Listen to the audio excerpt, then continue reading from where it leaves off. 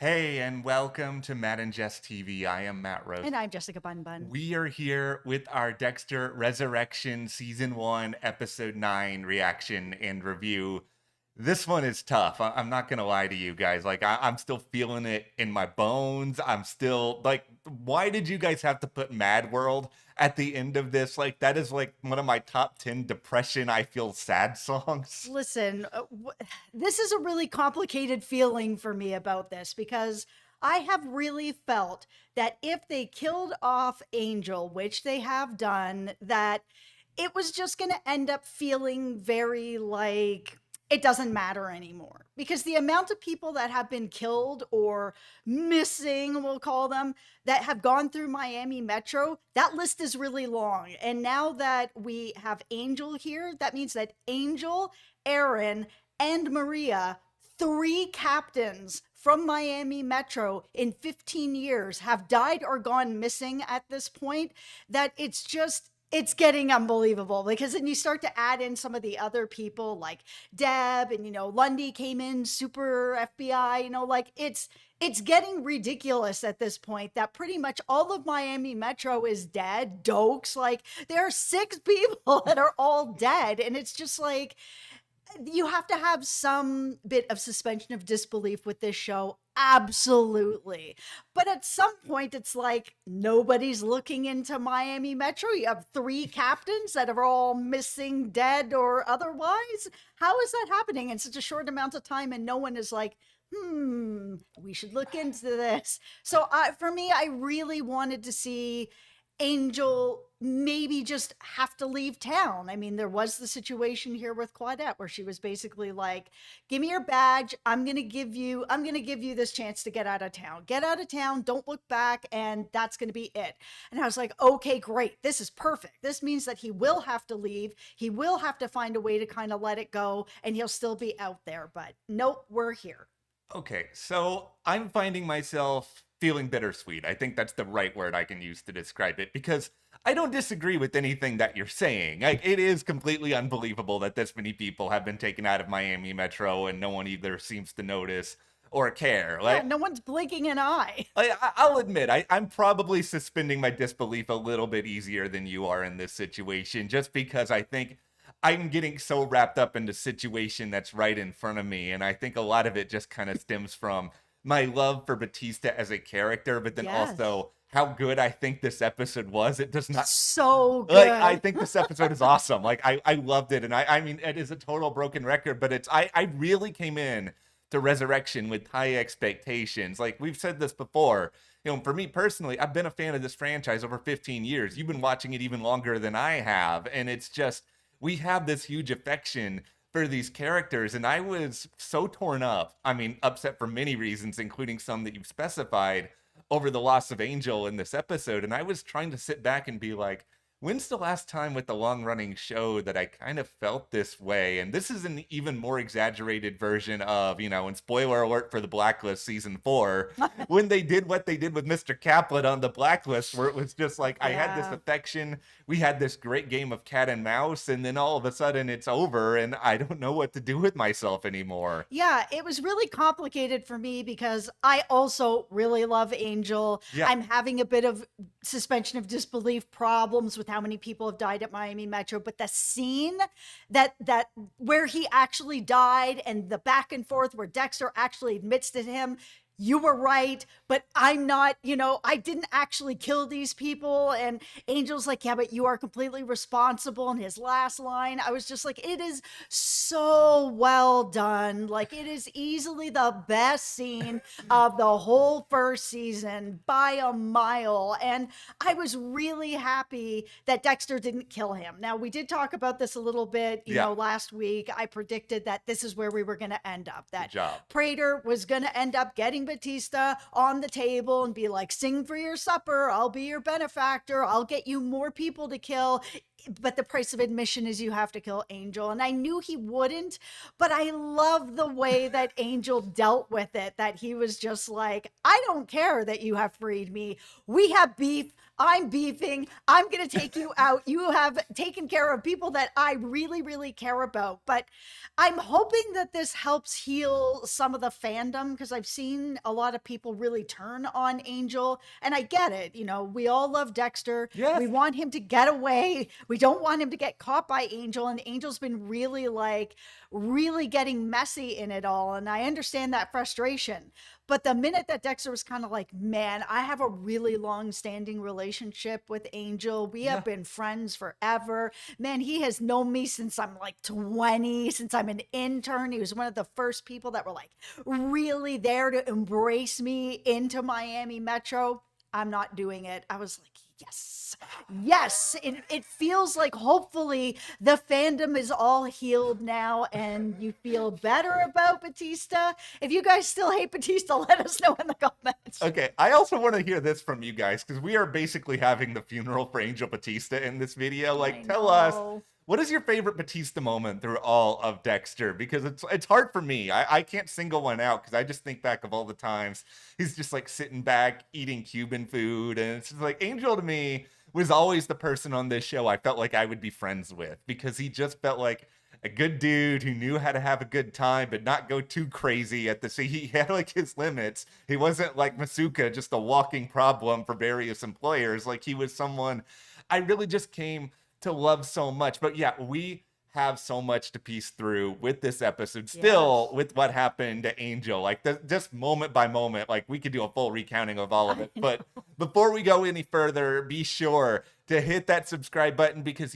we are still doing multiple Dexter videos every week. We have previews, we have theories coming up as we do get closer to this season 1 finale, which just sends a pit of dread right into my stomach. Yeah, I can't believe we're almost there already. I know, but we also have so much other good TV coming in the weeks ahead, including Only Murders in the Building, season 5, a show we adore. We have a great time talking about it. We want you guys to be around for that ride. But then also later this fall, Welcome to Derry is coming to HBO. If you guys love Stephen King or horror, like I don't think you need an introduction to the It franchise. This is for you. Absolutely. And they've recently announced that Fallout's going to be coming, and it's going to actually be released every single week instead of all at once.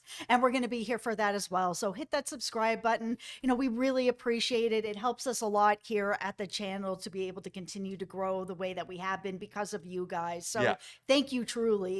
And if you do want to have more Dexter conversations with us, you can join our Patreon. I have a link for you below. We're talking about Dexter over there. We have polls, chats, all kinds of stuff. So thank you so much. Thank you guys. We really, really appreciate that. Now, okay, I want to touch on something you mentioned, which was just sort of the play-by-play of how you were able to predict, okay, that Batista was going to be on the table, and then Prater was going to have him sing for his supper, where it was just like, I loved it when you brought it to the table, but I loved it even more here, and seeing even more how every single part played out, including them being able to turn me around on some things. Like, if you would have told me 3 weeks ago that Prater would have actually been the one to kill Angel, I would have Jack Bauer styled kick you through a window. I would have been so mad, because it's just like, I felt in my gut the only person I would have been okay doing this is Dexter, and maybe if you sold me really, really hard on it, Harrison. But the way that it happened, where Angel just goes completely haywire, when it is like, dude, you could have just ran out of the room and took care of this problem later. You could have done something else, but it was just, I bought it. Like, I really, really thought it was all so excellent. If they had had Dexter kill Angel, this would have been a very different video. I would have been extremely pissed off about that. It doesn't make sense to me because of all the things that Dexter has said. You know, I've had a long relationship with this person. Even when Angel was like strangling him, and he was like, if this is the way I'm going to go, this is the person to do so. Like, I've really done him wrong in a lot of ways. This is somebody that I respect a lot, somebody that I care about a lot. Like, it could be worse. It could be, you know, someone that doesn't have such an effect on my life. If it was Harrison, I would have bought that if they had sold it to me right. Same sort of feeling, you know, he's protecting his dad, something along those lines.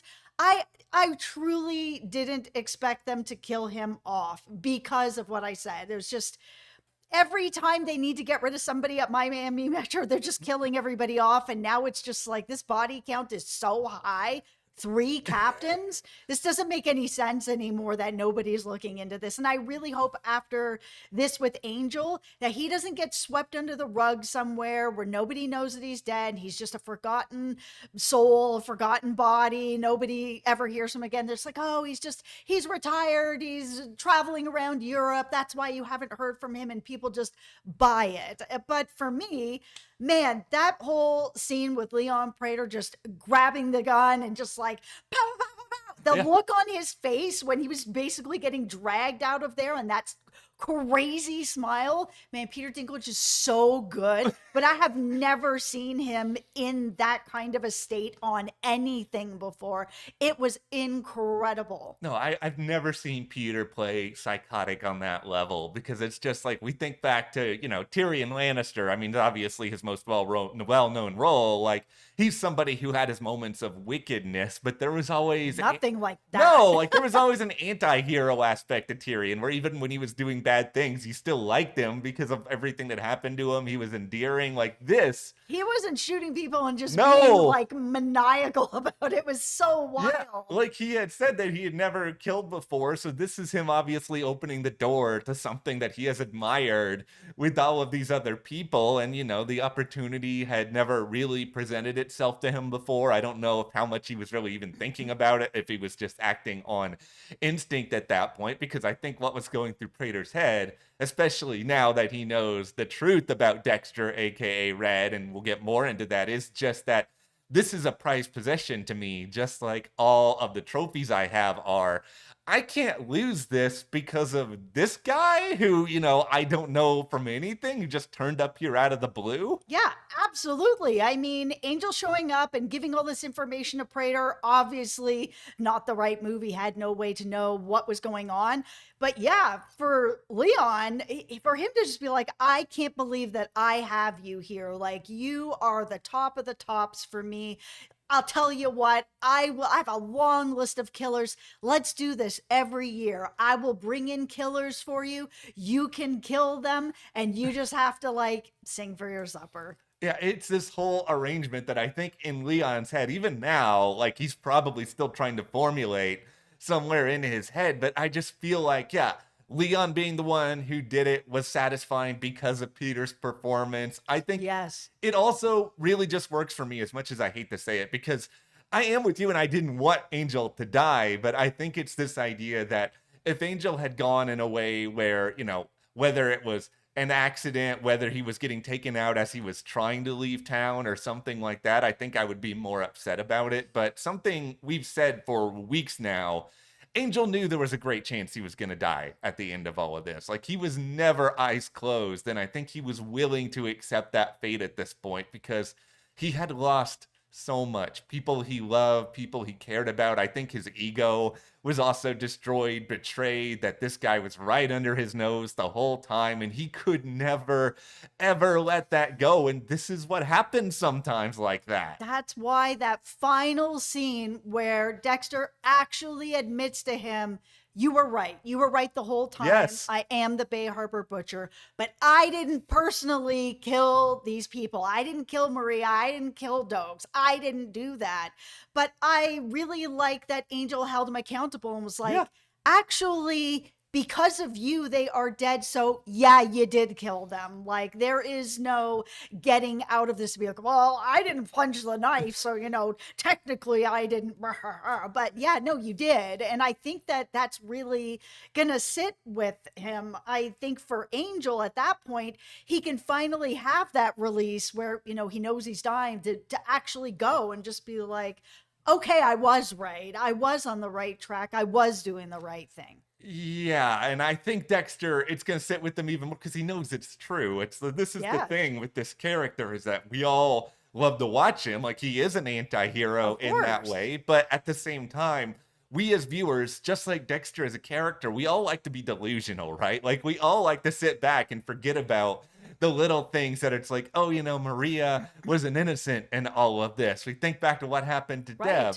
to Right. Dokes, who Dokes was a jerk, but Dokes did not deserve what he got. And it's the No. situation where our enjoyment of Dexter is kind of predicated on this idea that we're able to push back all this responsibility for the things that he's done. And here comes Batista, to borrow a phrase from Doak, surprise, you know what? And he is making us like actually look the hard truth in the face. And I think it's going to really sit with Dexter as well. I think even after he probably ends up killing Prater, I mean, at Yeah. this point, that feels like that's where that's going. I mean, we don't know if Peter is coming back or not. There's no announcement on anything like that. We all kind of assume this is a one and done season. Yeah.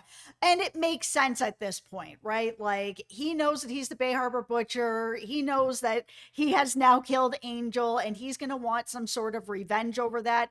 He now fits the code. He's killed somebody Yes. right in front of him. So he can take care of this business, at the same time free Charley. But I just don't know if this is actually going to then take the weight off of Dexter, that Angel is dead because of him, and Yeah. because he was looking into him, because of the things he was doing. And I know not everyone out there is going to like that I said that, but it's true.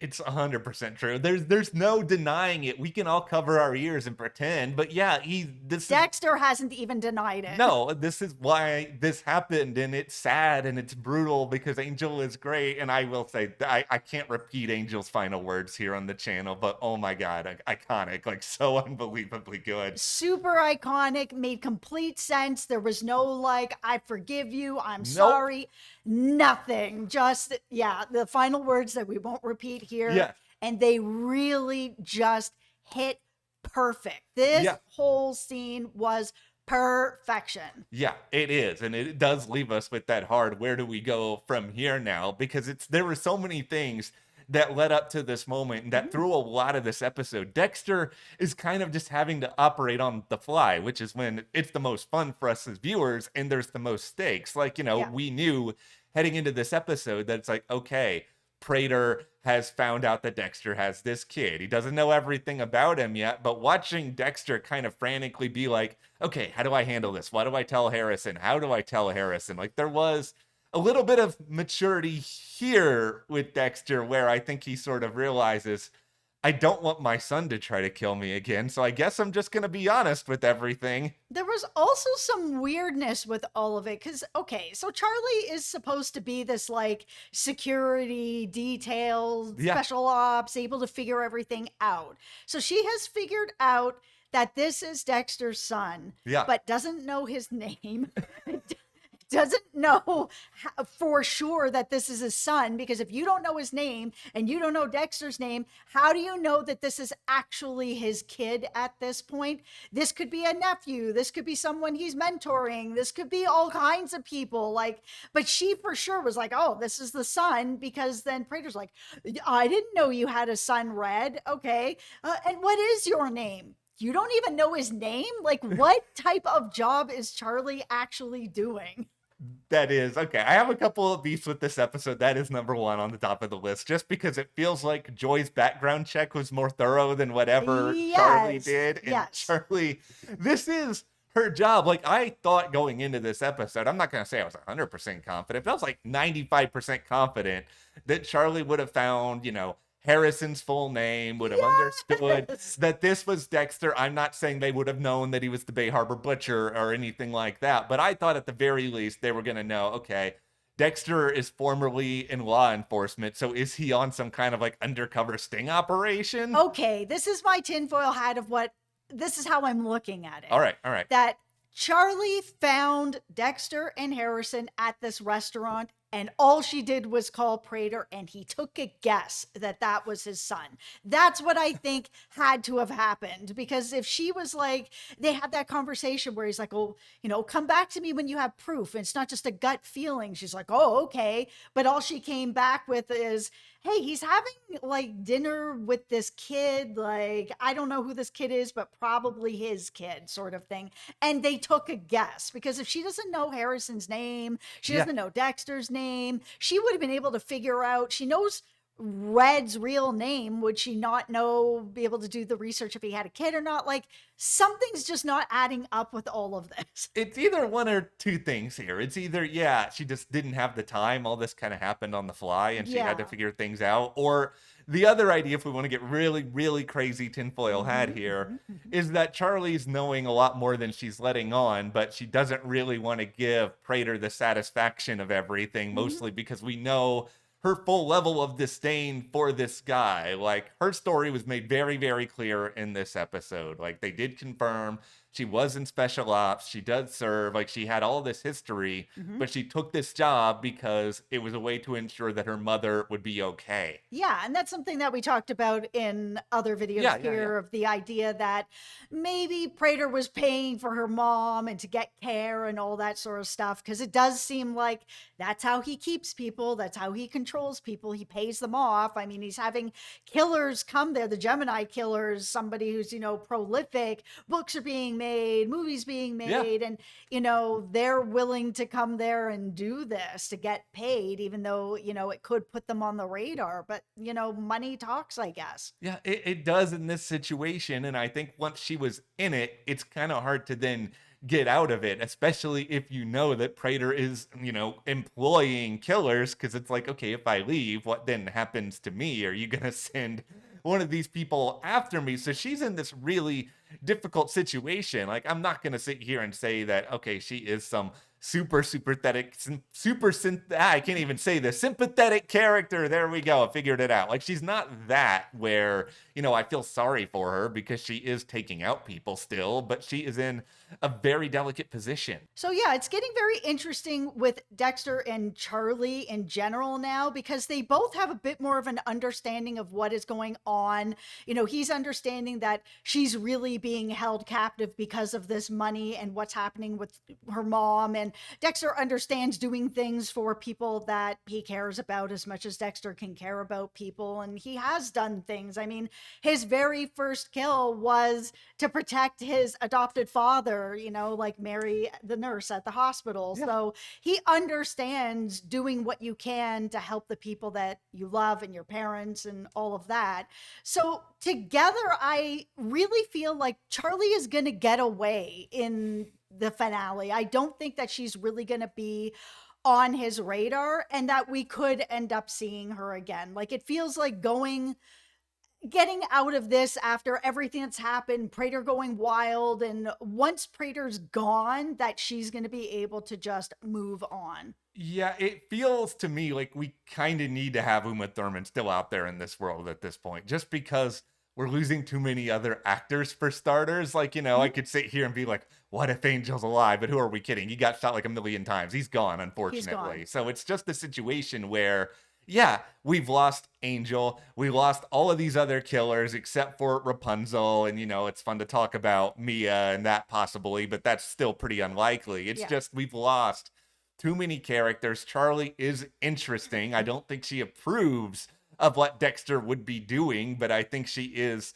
someone with a very complicated moral code, and that puts them in a kind of interesting spot heading into the finale now. Yeah, especially because Dexter does have a code and he is killing other killers, and she really is like against people killing and all that. I mean, the idea that Dexter's taking out other killers might be somewhat appealing to her, or at least enough that she's willing to let him go because he is going to take care of other people. And maybe the promise will be like, don't worry, I'll get Rapunzel. Yeah, it at least raises an interesting possibility. And I do think Dexter having more people around him who understand him, like, this is the real appeal of Resurrection, right? It's something that's different than the original show because we already have Harrison here. And if you add someone else to the mix, even as a here or there presence, Mhm. like, that's interesting. Like, that mixes things up a little bit. Yeah, I just think Charley is a really interesting character that didn't get nearly enough screen time. I'm No. really glad that she got a lot more now. I mean,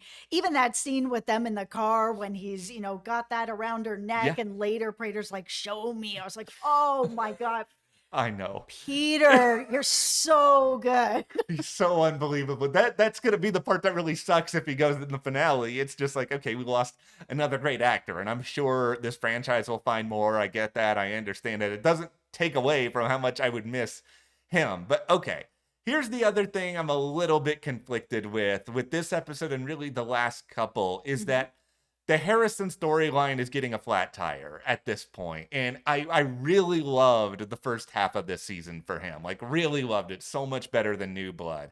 Way better than New Blood. I mean, his story, the first half of the season was fire. Yeah. They turned me around on him in a way I didn't know I could be turned around on him. But this whole like love story with Gigi and whatever's got, like, I just don't care. It feels like they just don't know what to do with him. Yeah. The parts that I am still really enjoying are everything with him and his dad, because his dad did come clean and was like, okay, I know Prater because of this, the Killer Club. He's calling me Red because of this. I'm taking out other killers. This is what is happening. And I mean, Harrison handled it as well as he could for being a teenager. Yeah, I guessing just because he's a kid, he's gone through like so much trauma over time because he knows who Dexter is now. He's decided in his head, okay, you know what? I'm going to try to accept this because killing him certainly didn't feel that great. Like that Right. haunted me. So I think he's trying to take this different path. I mean, whether or not he's going to be able to continue to accept this, I think, especially in light of what happened here with Angel, Mhm. like that's going to be really interesting. And that's something we'll probably continue to have conversations about. But the whole Gigi storyline just stinks. And I think it stinks for me because, like, I've tried to come up with different theories about this character. And I know a lot of you out there in the comments have too, but we have to Yeah. remember she had no reason to ever know that Harrison was going to be doing that orientation and she was No. going to. So it's like, there's no way she was planted. There's no No. way. It's just like she's just there to be a love interest. And I guess remind him that, okay, you know, you are this young person. I do still think she could be killed or caught in the crossfire somewhere, but that's still kind of it. Okay, here's my tinfoil hat, and All right. it's really out there. Oh, Okay. let's do it. But I need there to be something more than just she's a good time. Okay. Okay. All right. So she has continued on about this brace that she's wearing. She's, was trying to get into one aspect of law enforcement, maybe getting into another one. Mhm.